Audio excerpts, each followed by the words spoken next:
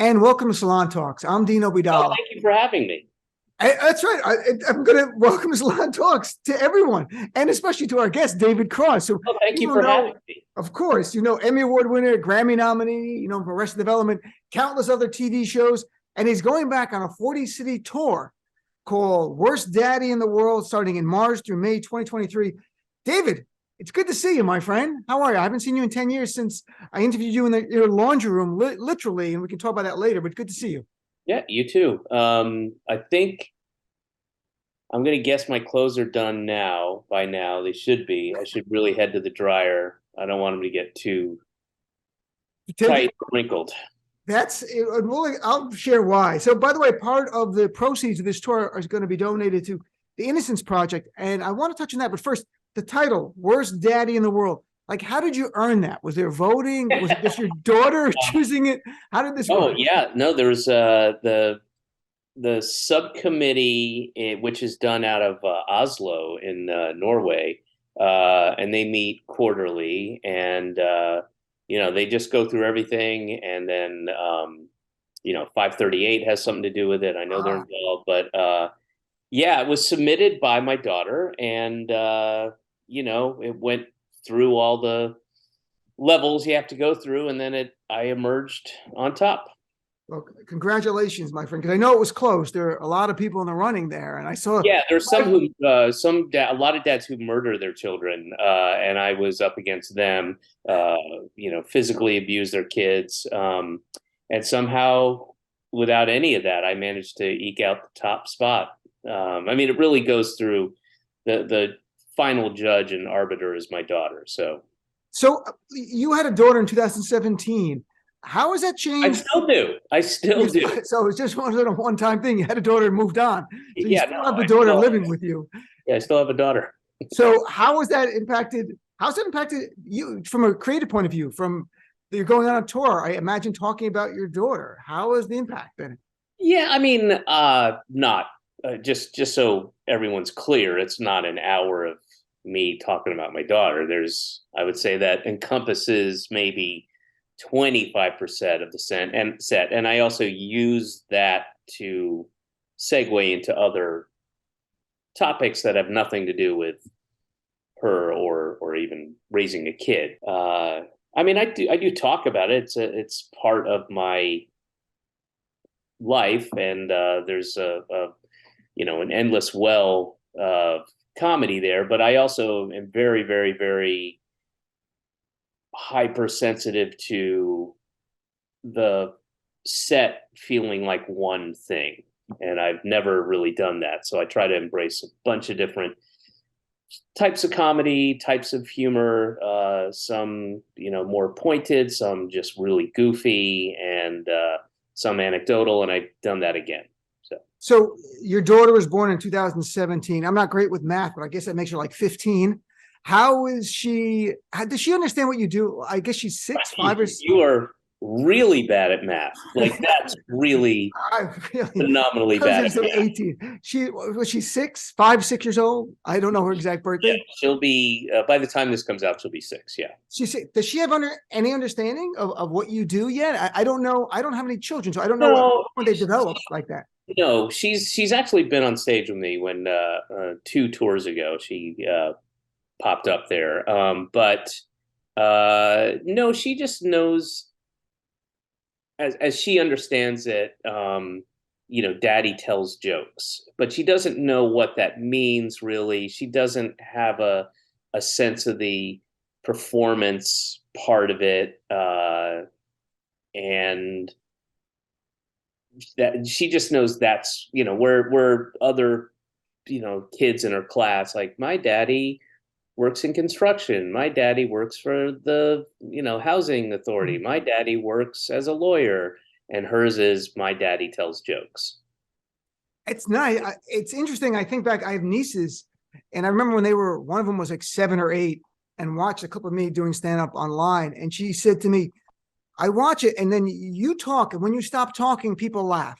That's all. That's how she explained it to me. And I go, "Well, you're really simplicity. You're absolutely right. That's the goal. I stop talking, people laugh." That's all she understood. I go, Yeah. "Okay, well, thank you." Now they're older; they sort of get it. So part of your chores, part of your proceeds are going to go to the Innocence Project. So while you're the worst dad, you're a good person. Tell us why the Innocence Project, like what attracted to you there? They do great work preventing wrongful convictions and fighting for a fair and compassionate justice system. Yeah, well, that's it. I mean, that's it. I mean, you're talking about innocent people who have been victimized by corrupt people, whether they're the cops or lawyers or a negligent judicial, authority. That, I mean, I can't imagine the horror of that, of being innocent and being imprisoned in this country, especially, and then being lost and just having, screaming into the void. And so, they do very good work, and their work will never be done. And anything I can do to help, I will do. That's great. And it's a great organization, Innocence Project. Of course, the flip side of injustice, that Donald Trump attempted a coup and incited a terrorist attack over 2 years ago, and he hasn't been charged with anything, while people of color who've done just about nothing are sitting in a prison cell. Yeah, exactly. Well, a lot of the police, have a quota to fill, and if they want to get their, the free headphones they get at the end of the month for putting enough people in jail, they've got to put people in jail. That's how it works. We're a capitalist society, and that includes the, police and all our authority figures. They also work within a capitalist system. I didn't know the headphones, but it actually makes some kind of sense. Like, Sarge, you won the headphones again. Why? Look how many people I put in prison unfairly, unjustly. So yeah, sometimes it's like a rice cooker. Sometimes it's auto detailing. I mean, the sometimes it's just tickets to, Disney on Ice. I mean, it depends on but yes, there's they get special services. I imagine the type of prize might incentivize them more. So, but at the very top, I mentioned I interviewed you in your laundry room, which is true, with my friend Nagin Farsad, who used to live in your building. You live in the same building. For a documentary Nagin and I made called "The Muslims Are Coming," where I'm Muslim and Nagin's Muslim, and comedians went to the South, did free comedy shows. And you're a well-known atheist. I mean, you're a self-proclaimed atheist, but you still sat down with us to talk to us about a film that dealt with Muslims fighting against stereotypes and bigotry. Why was it important to you, even as someone who's not part of a faith group, to do that? Well, I don't give a shit about your faith. I mean, whether I believe in it or not, that has nothing to do with how I feel about,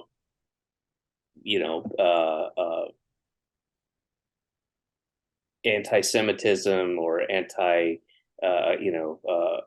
Islam phobia or any of that. I mean, that you have a right in America, you have a right to practice what you believe, as long as you're not hurting anybody else, and live be afforded the opportunity to live a decent life free of harassment and all that's attended with being even just stereotyped. So that's, and look, I had to get my laundry done, and you had set up a camera, and it wasn't a conscious decision to help the film. You were just killing time. I got 20 minutes on my pants getting dry. What do you want to talk about? Like, okay, why not? It's Nagin. So now I'll tell Nagin after this. David Cross wasn't trying to help us out as Muslims. He just had clothes to get done. It's a happy coincidence. She told me it was planned in advance. Now the true story. Oh, you set up a camera. You waited for 4 hours. She had been sussed out when I do my laundry. Anyway, we had eyed up Jim Gaffigan's laundry room, could never get him down there. We tried, so I'm glad we got you. What's your reaction watching Republicans now literally impose their religion as law to ban women from having reproductive freedom at day one of conception. We have 13 states right now, as we sit here, that abortion is banned at day one of conception with no exception, not rape or incest. The only one is emergency, which isn't life of the mother. It's not a life of the woman. It's literally some undefined emergency. But just as someone who, look, I'm a person of faith. I don't want my religion imposed as law in this land. What is your reaction as an atheist to what's going on? It's just as American. I do mind religion imposed as law. Right. I have a big problem with that, especially under the what we all understand, what we grew up to understand, was the auspices of the American government and the Bill of Rights and the Constitution and all that. And there's the First Amendment, very First Amendment states a separation of church and state, which is important. It was important to the founding fathers. I think it's a smart thing. And I don't want to live in a Christian theocracy or a Muslim theocracy or any theocracy. I mean, I'll move if it comes to that. And I don't, I'm not saying that everybody needs to be atheist. I don't give, you do what you want to do. Just don't impose your, what's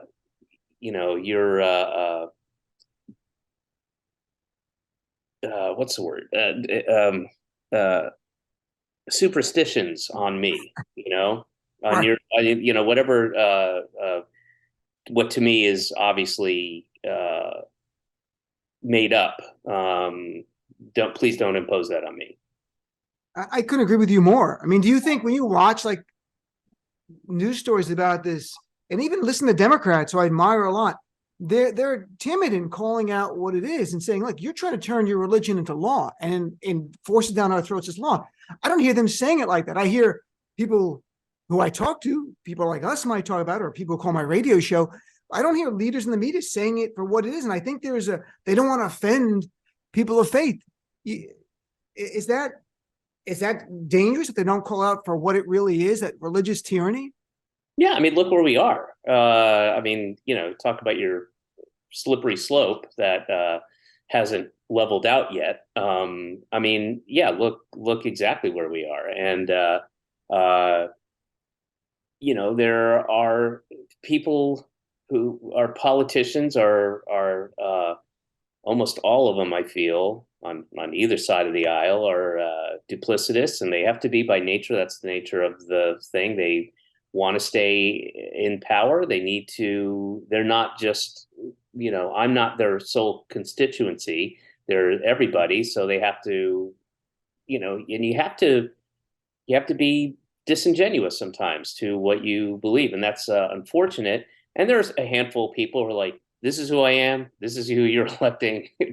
Stand up for this, who are less concerned with, getting elected again in 2 years. And, people in the media as well. I mean, over the last, at least decade, the loss of local newspapers, which are range in the thousands, have been a devastating blow. And you're not getting, the information you're getting is filtered through so many biases. And again, it's capitalism, I couldn't agree with you more, especially about local media. I mean, it's something that I've written about, the media consolidation. It actually contributed in a way to George Santos going unvetted in Long Island, because the local papers, Newsday, the big paper out there, is gutted, and the little paper found it, but no one picked it up after that. And look what's going on at CNN. I mean,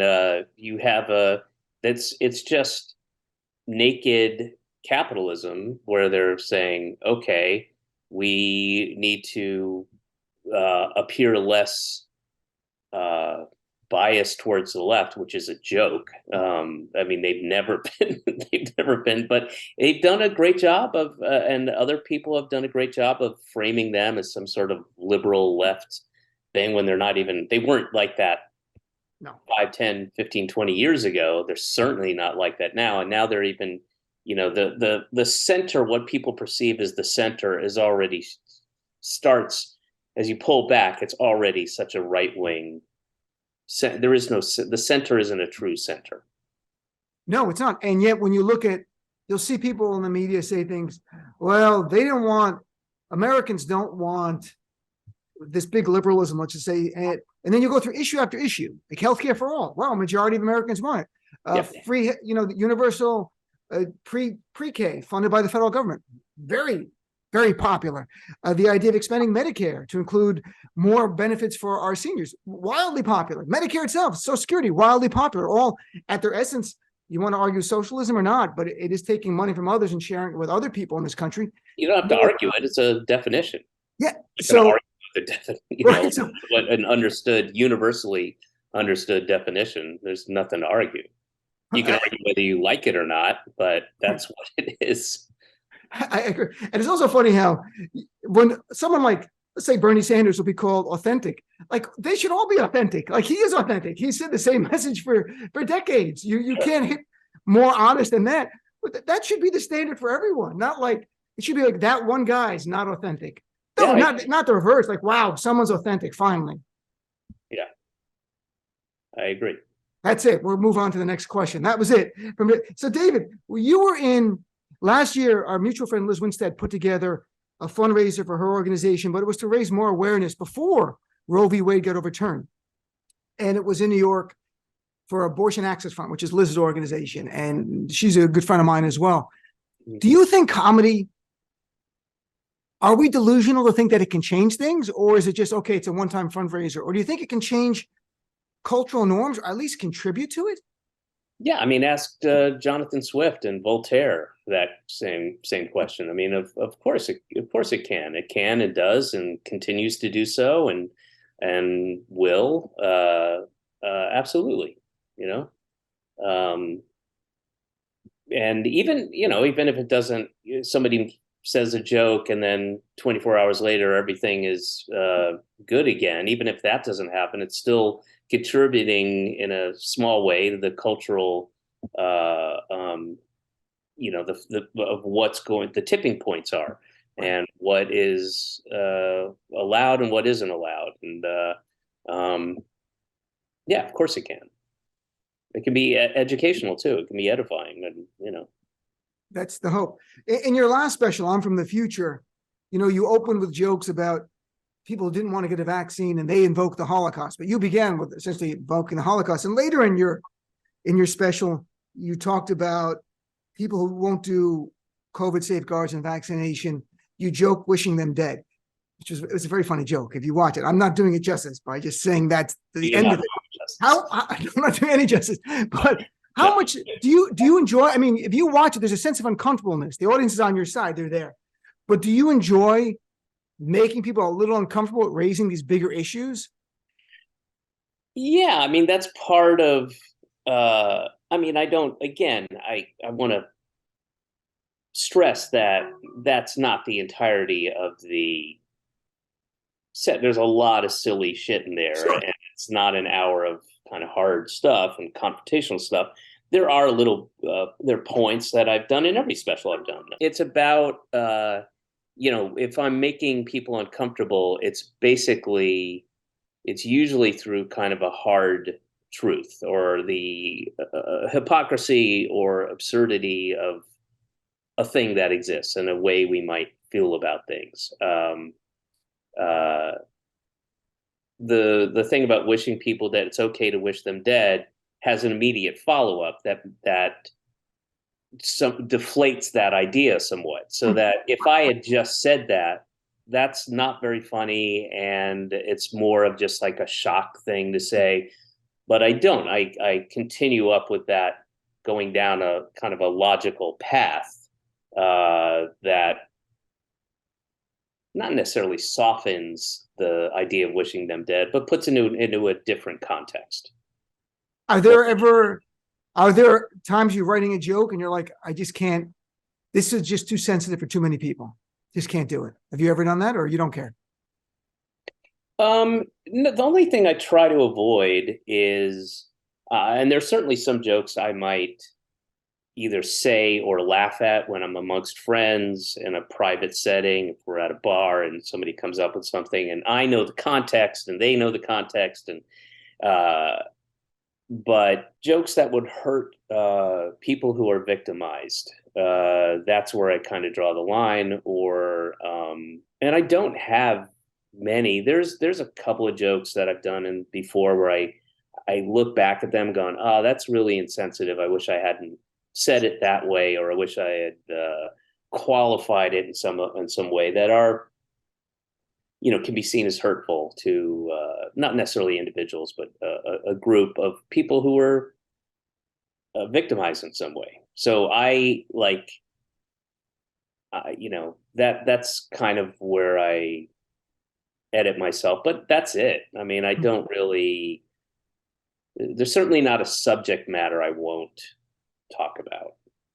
Have you ever had people like your own fans come up after a show to you and say like this joke about that, and they read something into it that you haven't even thought about, and they're like, that hurt me or that troubled me? Yeah. Oh yeah. Yeah. What do you say? Absolutely. I'm trying to think. I was probably putting together the "I'm from the Future" set and working out material, and I don't know what the bit was. I know it was that somebody, and I sat down, I talked to them and their partner, and we had a civil discussion about it. And I pushed back initially. I don't remember what it was. It was something where it was like the talking about the phrase the N-word or something, and this woman was black and her partner was not, but she explained why that upset her, and I explained why I thought it was. I was kind of defending it and the idea behind it, and we talked for a while, and then ultimately, and this really doesn't happen that often, but I saw her side to it, and I saw how it could be offensive, and also it was like a. I'm going to undermine my myself here, but it was like also not that important of a. It was like a throwaway line, and I was like, okay, I'll lose it. It's easy. It's easy to lose. It's not a difficult thing to do. All the comics who bitch and moan about, hey, they're trying to cancel me for this joke I made. It's most of the time it's a nothing joke and it doesn't matter. And now you are positioning yourself as this bullshit voice of they're not going to cancel me. You can't silence me for what? Your dumb joke that about trans people? Who gives a shit? I mean, is it that important to you? Just move on and not hurt, hundreds of thousands of people. I mean, it's a choice people make. But that was after this conversation. Again, it was a longer conversation. We went back and forth, and at the end, I was like, okay. And it doesn't hurt me. It doesn't affect me in any way to not do that line. I wish I could remember what it was, but I stopped doing it. I know it was for something to do with I'm from the future, but I was like, okay, there's no reason to hurt, and it also wasn't like some kind of like, oh, you hurt my feelings when you said, I mean, somebody who's like, who I do have a line where I'll go, I don't care. You're being oversensitive. And you're seeing this thing in it that does not exist. I've made my intent clear, and that's on you. So I do have my line, but this one didn't come close to that. We had this long discussion. I was like, okay, I understand. I get it now. That doesn't happen all the time, but it's like now that I have that information and I can see her point of view, why would I continue to do it just to be some hero of free speech? It's interesting when comics will say, I'm not changing my act. Why don't you just write some new jokes? I mean, is it that hard? I mean, you have to do your old act and you want to update it? It's also interesting when I get hate mail from people on the right, it's usually really short and they call me a lot of names and tell me to go back to my country, which is New Jersey. But in any event, when I get email from people on the left criticizing something, it's like pages. it is like reading involved. It is nuanced. It's thoughtful. It makes me think. Sometimes it's too long. I'm like, please. But it's also great that to hear like how you reacted and that you listen. I think we are sensitive people. We are in terms of even the comedy we do or in articles I write, let's say, and I will listen to people and see what they have to say. Say, is that really causing you pain? Is it really worth it for me to do that to anyone? And Yeah, probably not. again, I've had many arguments where I've walked away going, fuck that guy or fuck her. Fuck that, I'm not changing it. That they're not getting it. Fuck that. I can't make it any clearer. Um, but if somebody does have and again, it was a civil discussion, and she was a fan, and it wasn't like they came up and yelled at me. So we sat down. I remember it was at Union Hall in Brooklyn, and we like went back upstairs, and they kind of waited to talk to me, and we talked, and then I was like, all right, I see your point. I don't have to do that. That's very thoughtful. So David Cross going on tour starting March 2nd, Portland, Oregon, for a bunch of cities, 40 cities through May. And what more? I'm not asking you to do jokes, obviously, but what more? You mentioned some of it's about your children. Is some about politics? Are you going to talk about political issues of the day?